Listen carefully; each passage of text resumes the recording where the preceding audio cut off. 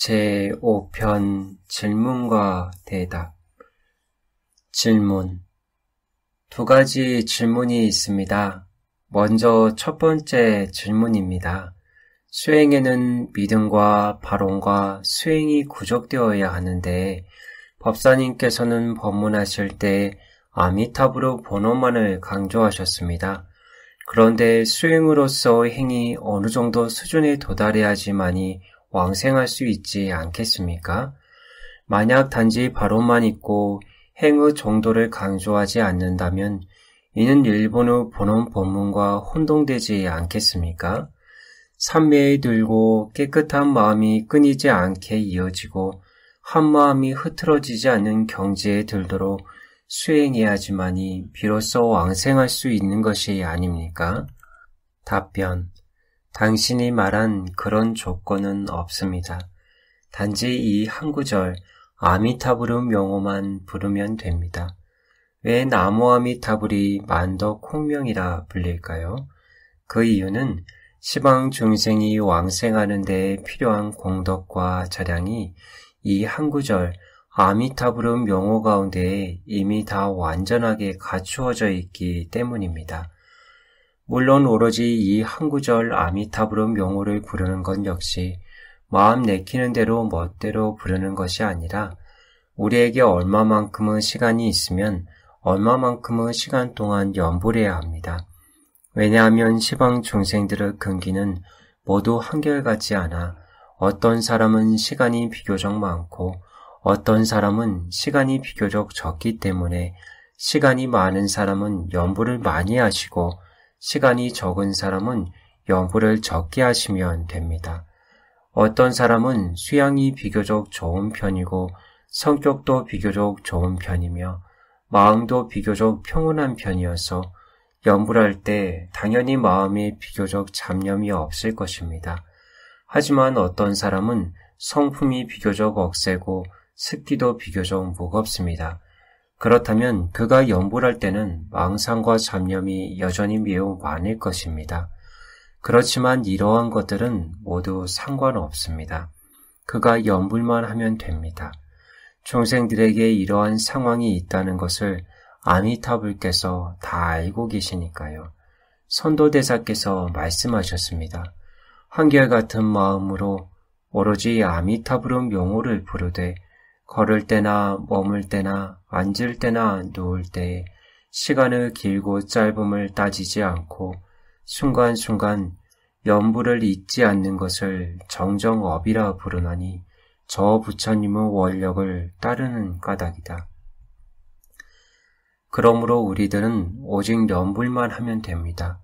우리가 가든지 머물든지 앉아 있든지 누워 있든지 당신이 어느 곳에 가든 어느 시간 어느 때든 무슨 볼일을 보든 간에 모두 연불할 수 있습니다.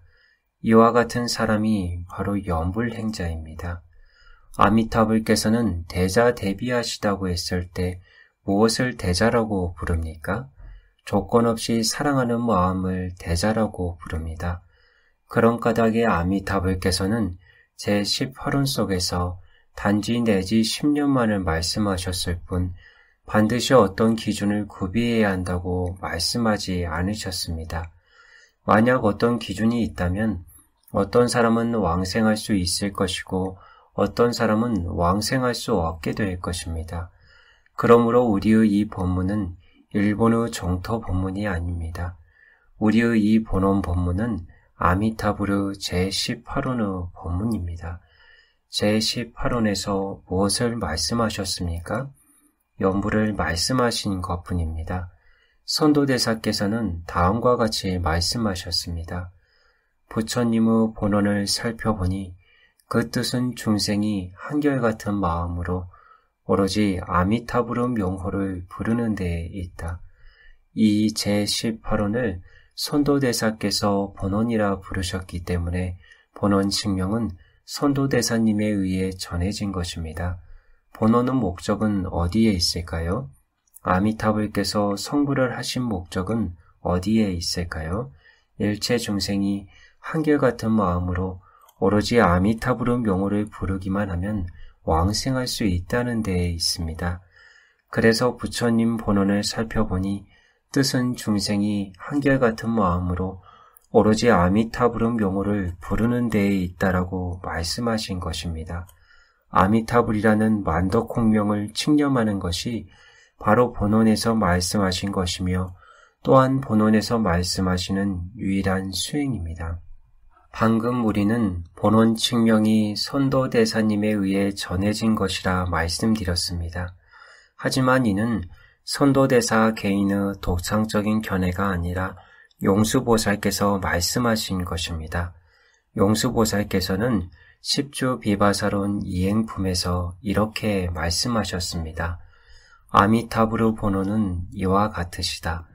만약 어떤 사람이 나를 생각하여 명호를 부르며 스스로 귀의하면 곧 필정이 들어 안욕따라 삼약삼보리를 얻으리라. 그러므로 마땅히 항상 억념해야 한다.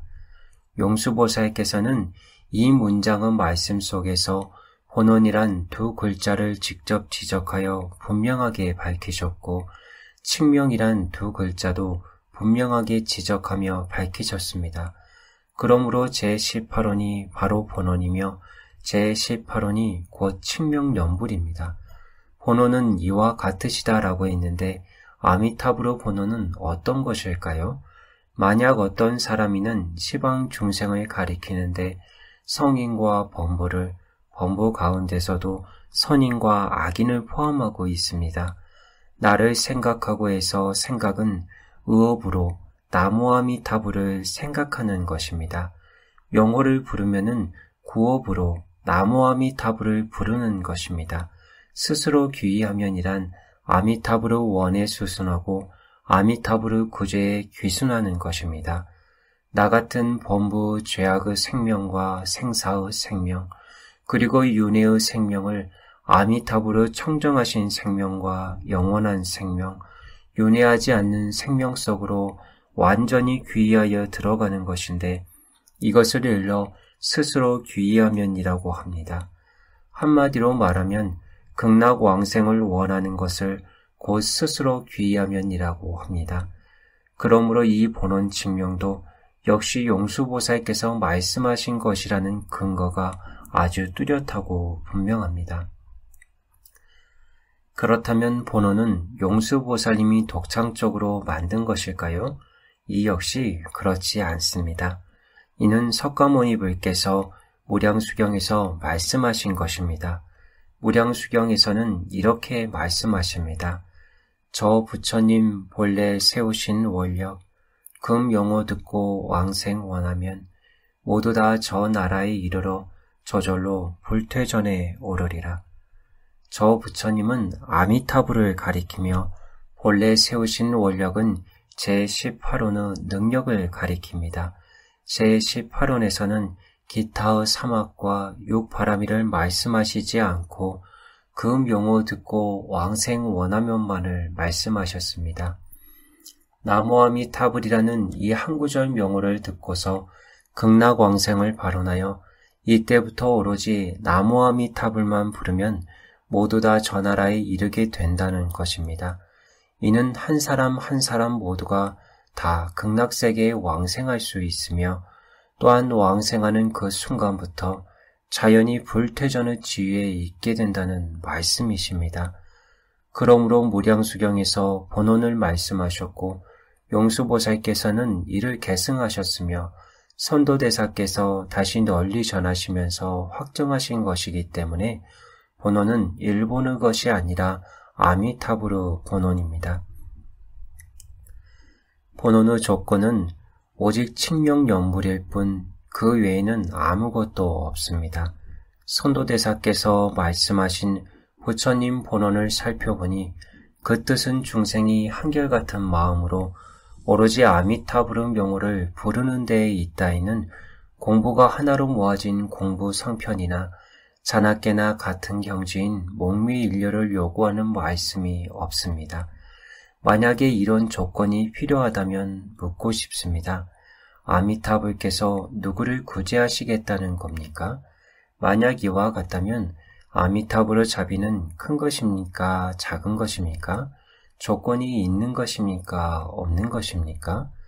그러므로 우리는 한결같은 마음으로 오로지 아미타불의 명호를 부르기만 하면 되는 것입니다. 아미타경에서 말씀하신 일심불란, 즉 한마음이 흐트러지지 않음은 애로부터 모두 잘못 해석되어 왔습니다. 왜냐하면 그들은 다 선도대사님의 해석을 보지 못했고 모두 천태종의 사상으로 해석하거나 또는 선종의 사상으로 해석하였으며 정토의 사상으로 해석하지 않았습니다. 그런 까닭에 모두 잘못 해석되어 왔던 것입니다. 아미타경 가운데 다음의 세 단락은 애로부터 오랫동안 오해되어 왔습니다. 첫 번째로 적은 성군과 복덕의 인연으로는 저 나라에 왕생할 수 없느니라. 두 번째로 만약 선남자 선여인이 아미타불에 대한 말씀을 듣고는 명호를 굳게 지니고서 하루나 이틀, 사흘, 나흘, 닷새, 엿새 이래 동안 한마음이 흐트러지지 아니하면, 세 번째로 그 사람이 목숨이 마치려고 할 때 아미타불께서 여러 거룩한 무리와 함께 그 앞에 나타나심으로 이 사람은 목숨이 마칠 때 마음이 전도되지 않고 곧바로 왕생하게 되느니라. 정토 본문에 대한 대부분의 해석은 송나라 이후에 이루어졌는데 특히 북송 때 비교적 많이 이루어졌습니다. 그래서 일반인들은 모두 천태종의 사상을 가지고 이 몇 단락을 해석했기 때문에 일심불란에 대한 해석이 다 그렇게 정확하진 못합니다. 왜냐하면 그들은 선도대사님의 저작을 보지 못했기 때문입니다. 선도대사님의 저작들은 한국과 일본에 전해져 유통된 반면 중국에서는 당나라 말 이후로 전해지지 못했습니다. 그러다가 청나라 말에 이르러서야 비로소 중국에 다시 되돌아왔습니다. 그동안 중국인들은 선도대사님의 저작을 볼 인연이 없었기 때문에 모두 일반적인 송도문의 교리를 사용하여 일심불란을 해석해 왔습니다. 일심불란을 가지고 선정에서 일심, 수행 능력에서 일심으로 생각해버린 것입니다. 그래서 이행도 원칙을 잃어버렸습니다. 그래서 배를 타고 가는 안락한 법문인 이행도가 아닌 해석들이 당연히 나오게 된 것입니다. 이제 우리들은 선도대사께서 정토 법문을 어떻게 해석하셨는지 살펴보겠습니다. 선도대사께서는 법사찬에서 극락은 무의열반계이다 라고 말씀하셨습니다. 그분이 말씀하시기를 극락세계는 보토의 경계이고 열반의 경계이며 이 경계에 들어가기만 하면 아미타불과 같은 열반을 얻을 수 있기 때문에 극락은 무의열반계이다 라고 하신 것입니다. 이어서 인연을 따르는 잡다한 선으로는 왕생하지 못할까 두렵다고 하셨습니다. 일체의 다른 법문은 모두 인연에 따르는 잡다한 선입니다. 오늘 형교를 만나면 형교 법문을 배우고 밀교를 만나면 밀교 법문을 배우며 천태교를 만나면 천태교 법문을 닦아서 극락왕생에 회항하고 선종을 만나면 선종의 법문을 닦아서 극락왕생에 회항하며 어떤 법문을 만나면 어떤 법문을 닦고 그 법문을 닦은 공덕을 극락왕생에 회항하는데 이것을 인연을 따르는 잡다한 선이라고 부릅니다. 이런 방식의 인연에 따르는 수행이 바로 잡다한 선이며 바로 적은 성공과 적은 복덕입니다. 그래서 인연에 따르는 잡다한 선으로는 왕생하지 못할까 두렵다고 말씀하신 것입니다.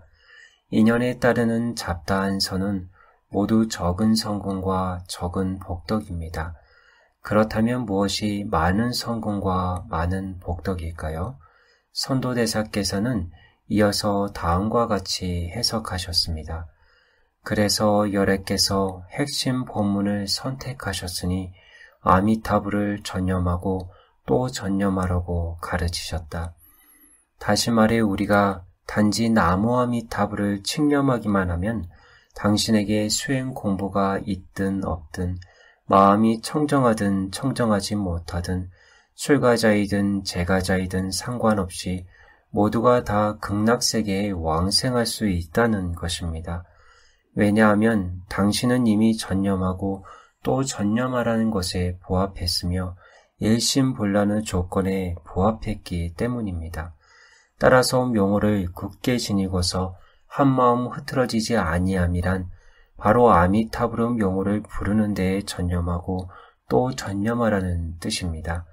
이른바 일심본란에서 일은 곧 둘이 아니며 둘이 아님은 곧 오로지이며 본란은 난잡하지 않고 잡다하게 섞이지 않음이니 역시 오로지입니다.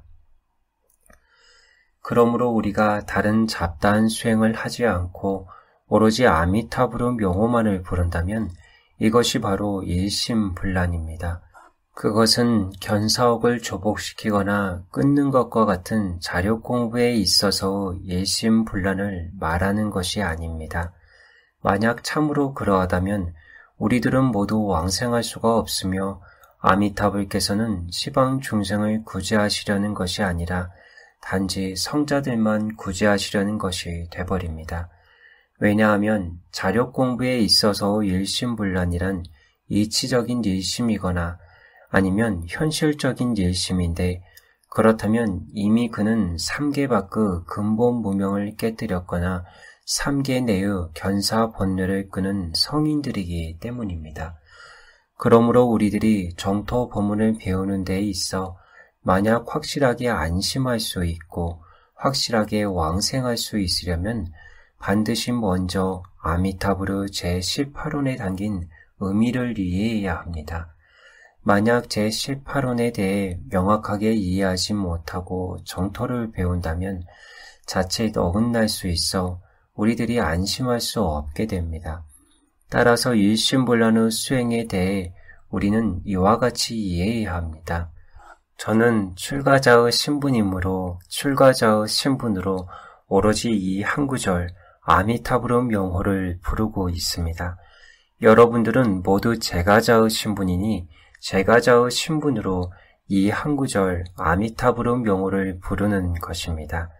저는 비록 출가했지만 아직도 여전히 탐욕과 성냉과 어리석음의 번뇌가 강성하고 업장이 깊고 무거우며 망상과 잡념이 분분하게 많은 범부입니다. 그래서 저는 이러한 몸과 마음으로 오로지 이 한 구절 아미타불의 명호를 부르고 있습니다. 제가 불자님들 가운데 만약 번뇌가 적고 업장도 깊지 않아서 부처님의 명호를 부르기만 해도 마음이 매우 청정한 분이 계신다면 여러분들은 이러한 근기의 몸과 마음으로 오로지 이 한 구절 아미타불의 명호를 부르시면 됩니다. 사람마다 모두 자신의 근기로 오로지 이 한 구절 아미타불의 명호를 부른다면 여러분은 모두 평등하게 왕생할 수 있습니다. 어째서 그럴까요? 당신이 착한 사람이라 해도 아미타불의 원력의 배 위에 타고 있고 당신이 악한 사람이라 해도 역시 원력의 배 위에 타고 있어서 당신이 성인이든 범부든 출가자이든 재가자이든 관계없이 똑같이 다 원력의 배 위에 타고 있는 것이기 때문입니다. 우리들의 왕생은 이 한 구절 만도 콩명에 의지하고 있는 것이지 우리들의 신분에 의지하고 있는 것은 아닙니다. 우리가 극락세계에 왕생하고 난 뒤에는 모두가 다 이전의 신분을 버리게 되고 모두가 아미타불께 의지하여 피안으로 오르게 되며 무의열반의 경계에 들어가 함께 성불하게 되는 것입니다. 비록 이 사바세계에는 남성과 여성의 차별이 있고 지혜와 학문의 높고 낮은 차별이 있으며 선악의 업장이 많고 적은 차별이 있지만 극락세계에 가는 데는 이러한 것들에 의지해 왕생하는 것이 아니라 완전히 이 한 구절 아미타불의 명호에 의지하는 것입니다. 이 한 구절 아미타불의 명호만 있다면 설사 재가자라고 해도 좋고 수행을 할 줄 몰라도 좋고 마음이 청정하지 못해도 좋으며 사옥이 있어도 좋고 견옥이 있어도 좋으며 또는 한 품의 무명조차 조금도 제거하지 못하였다 할지라도 모두가 똑같이 평등하게 극락세계에 왕생할 수 있으며 그곳에서 모두가 평등하게 성불할 수 있습니다. 그래서 선도대사님께서는 이렇게 말씀하셨습니다. 인간이거나 천인이거나 선하거나 악하거나 모두 왕생할 수 있으며 그곳에 이르면 아무 차별이 없이 모두가 가지런히 불퇴전에 오른다. 아미타경에서는 이렇게 말씀하셨습니다. 극락국토에 왕생하는 중생은 모두 아비발치이며 그 가운데는 일생보초도 많이 있느니라. 그러므로 우리들이 극락세계에 왕생하면 모든 사람이 불퇴전의 계위에 오르게 되며 또한 모두가 다 일생보초 신분을 갖게 됩니다. 이 본문이 가장 귀중한 이유가 바로 여기에 있습니다. 이것도 역시 아미타불의 본원으로 말미암은 것입니다. 그러므로 만약 아미타불께서 본원을 성취하신 부처님이 아니셨다면 이렇게 귀중한 본문도 없었을 것입니다. 본원에는 인본의 원과 근본의 원이 있습니다. 아미타불의 48대원 가운데 오직 제18원만이 근본의 원이며 나머지는 모두 인본의 원입니다. 아미타불께서는 제11원에서 무릇 극락세계에 왕생한 사람은 모두 불퇴전이며 뿐만 아니라 반드시 멸도에 이른다라고 말씀하셨습니다. 그러므로 우리들은 극락세계에 왕생하기만 하면 퇴전할 리가 없으며 반드시 멸도에 이르게 됩니다. 제21원에서는 30 이상과 80까지 수용호가 완전히 구족된다고 말씀하셨습니다. 그리고 제22원에서는 당신이 일생 보처가 되게 하고 뿐만 아니라 다른 불국토에 가서 널리 중생을 제도할 수 있다라고 말씀하셨습니다. 그러므로 우리들의 왕생과 우리들의 성불은 모두 아미타불의 본원에 달려 있습니다. 48원이든 제18원이든 모두가 다 잘 갖추어져 있습니다. 그래서 우리는 아미타불께서 성불하신 것은 본원이 있었기 때문에 성불하신 것이라는 점을 강조하는 것이며 또한 본원을 성취하신 부처님이시기 때문에 귀한 부처님이시라는 것입니다. 나모